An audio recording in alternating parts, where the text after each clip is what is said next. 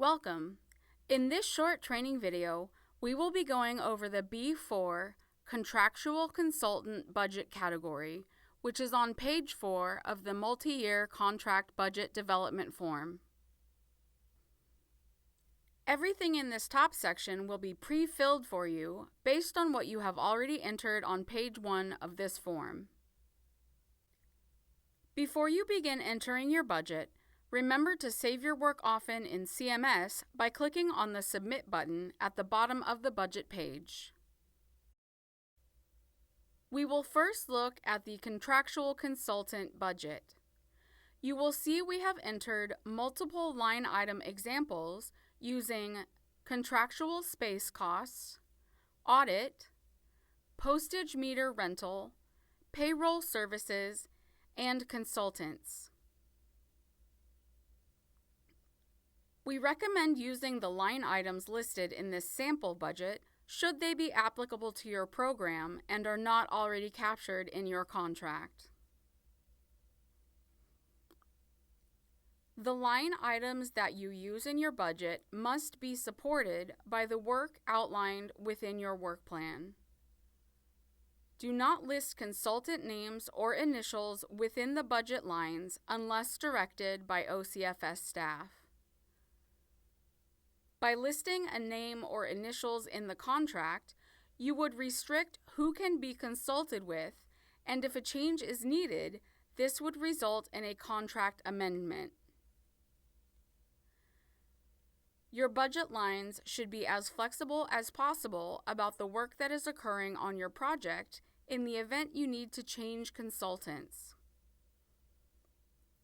For example, if you need to hire a mental health consultant, you would list the cost of this item under the Consultants column and not list the individual consultant by title or name. In the PA column, you must indicate for line items listed whether that item will be charged to the grant as programmatic, P, or administrative, A. If the item will be charged to both programmatic and administrative, you must create two separate lines. You can see similar examples of this within the A, Personal Services Expense section video and sample budget. Under each budget year, you will list the amount you are allocating to charge for each line item. For most grant awards, your annual budget amount stays the same and funds cannot be rolled over to other budget periods. When entering the amounts for each line item, be sure to use whole dollars and no cents to avoid any technical issues in completing and finalizing your contract. Each line item should include all anticipated cost increases for each budget period. If increases are subject to change within the contractual agreements, we request that all contractors do their best to project increases over the course of the term of the contract. Building in a projected increase with each annual budget period will give a more realistic expectation of how you will sustain your program. This includes agreements for items such as, but not limited to, leases and rentals. Regardless of the agreement's length of term, your cost allocations must align with each budget year as stated in the contractual agreement. For example, if your contract term is May 1st, 2023 to April 30th, 2028, and you have a rental agreement with a term of January 1st, 2023 to December 31st, 2028, you would allocate 12 monthly payments for May 1st, 2023 to April 30th, 2024 in budget year 1, and continue to allocate 12 monthly payments for budget years 2, 3, 4, and 5. You cannot allocate any funds prior to May 1st, 2023 as the contract with OCFS doesn't begin until then. You cannot allocate funds remaining in this rental agreement for the remainder of the period from May 1st, 2028 to December 31st, 2028, as the contract term would end on April 30th, 2028. If you have line items covered by local share only, this would be listed in the budget line with $0. For example, you can see this under postage meter rental. Next, we will go to the B4 Contractual Consultant Narrative section on the same page. When completing the narrative section, there are several important things to include. Be sure to list contractual consultant line items in the same order in the narrative as you listed them within the budget lines.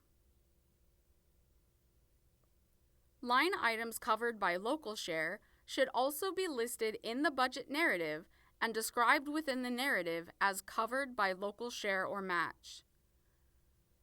For example, for the postage meter rental that was listed in the line item as $0, the narrative includes language that states this is covered by local share or match only.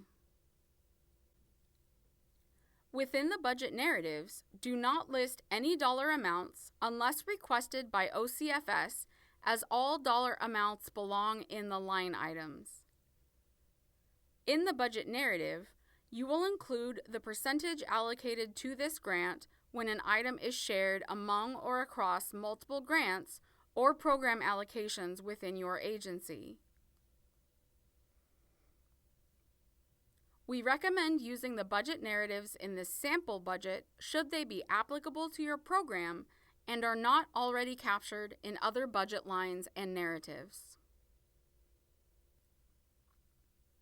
For example, under the Contractual Space Cost narrative, it reads, additional costs that could be covered under this line include, but are not limited to, moving expenses in the event of program relocation, landscaping, snow and garbage removal, storage, minor renovations, and repair to set up and relocate to a new site that are not covered under the rental agreement.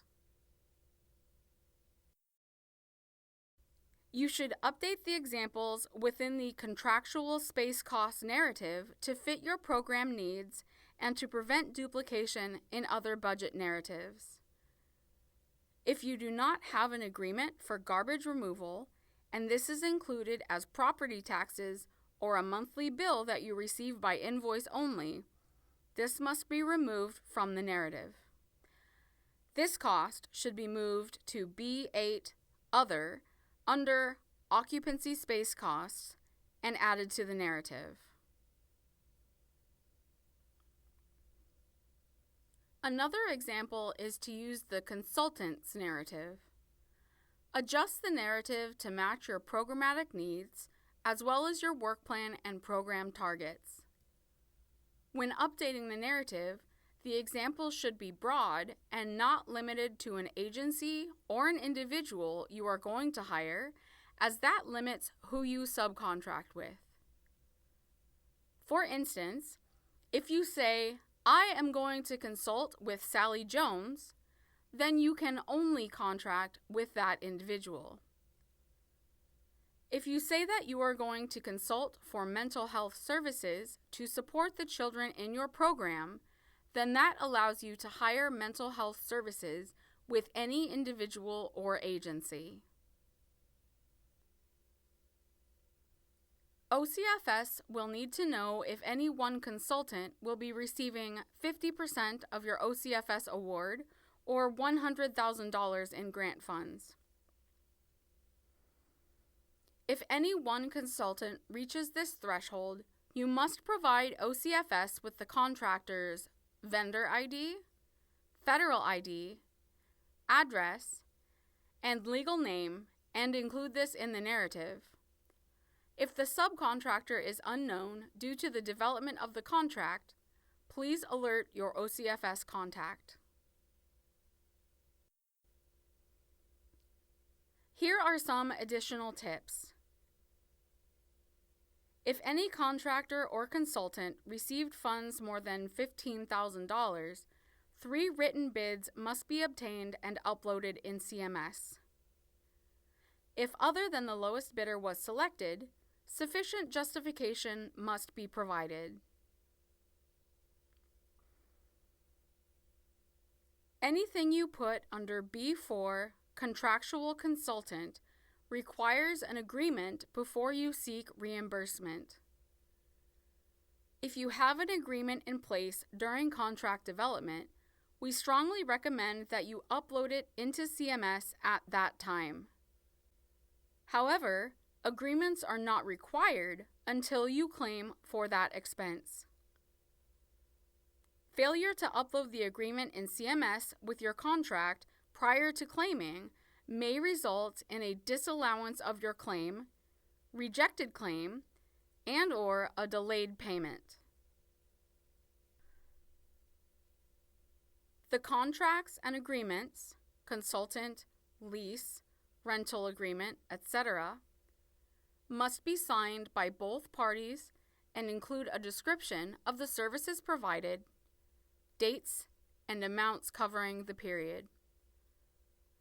A form that may be used for this purpose can be found at the address on your screen. Click on Contractor Info and Resources in the left-hand menu. Then select Contract Samples. Click on the Consultant Agreement Template link to access the form. We hope you found this video helpful. To continue completing your expense-based budget, please watch the next video.